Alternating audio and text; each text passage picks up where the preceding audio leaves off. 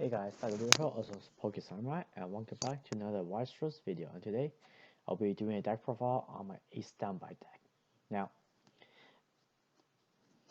let's get started. Starting with the standbys, obviously the 8 standby climaxes.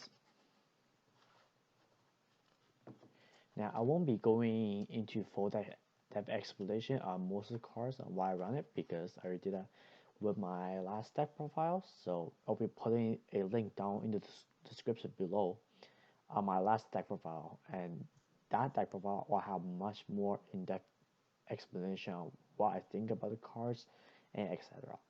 So let's move on to the deck profile now. 4 of these level 0s runners. Now this card's ability is if you have 3 or less cards in clock, it becomes a runner, a free runner. If you have 4 more cards in clock, it becomes a twin drive. We'll come back to this card later. 3 of these Shields. Obviously, the reason why the Shields here is because I'm running the events. I'll play. Choose one of your opponent's characters, send it to memory, then they get to put it back in any stage position they want. Also, pay 1, send this to Waiting Room, reveal the top 4 cards of your deck and add 1 character to hand. 3 of these top 2 brainstorms. Now, if you're running standby, you must run this because not because this is a top 2 search brainstorm, but because of the first effect. When you play climax, right? Send this card back to your hand, and it pumps 1k to one of your characters to the end of your opponent's turn. The fact that it bounces back to your hand, so you can freely standby out a character without replacing another character, is a good thing to have.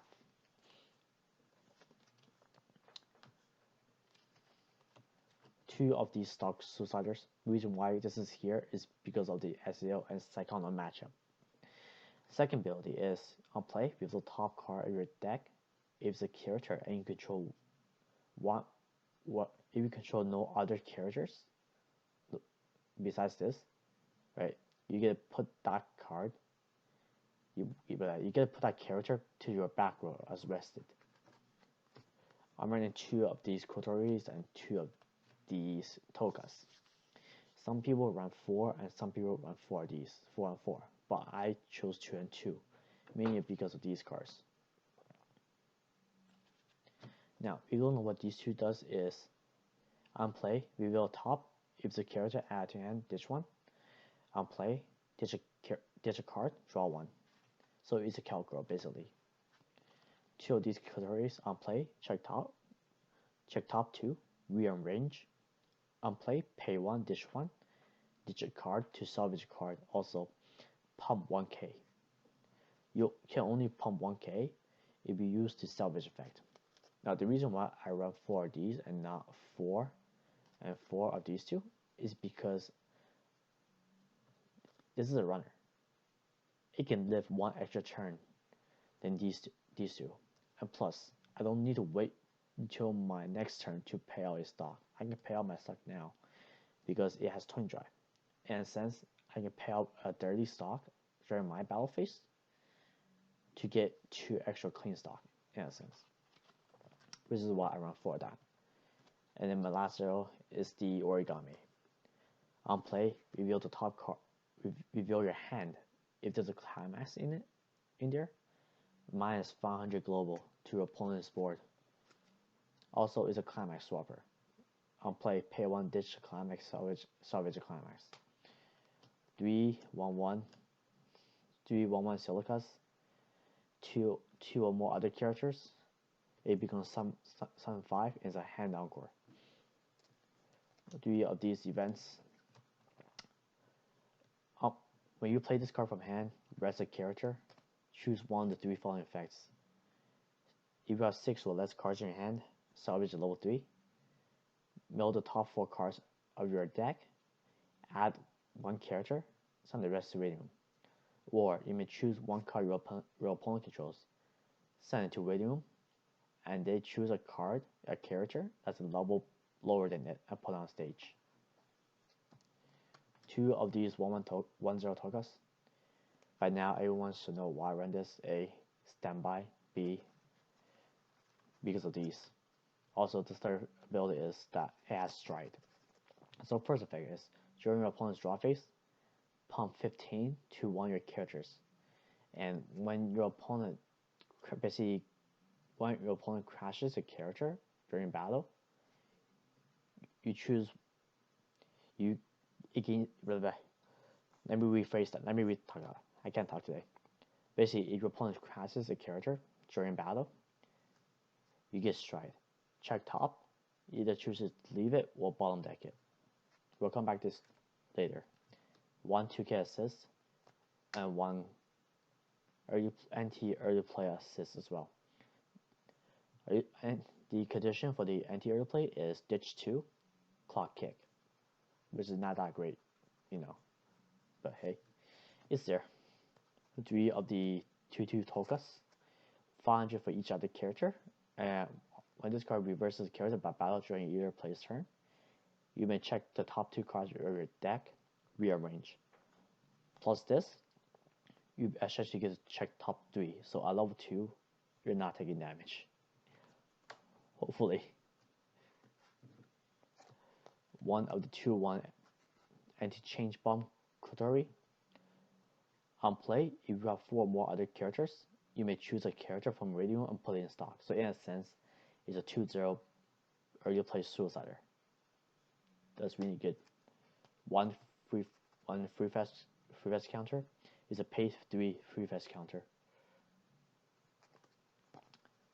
4 of these Kurumis. Now I did explain how I feel about this card in my book Standby Deck profile, which will be in the link, which it will be in the description below.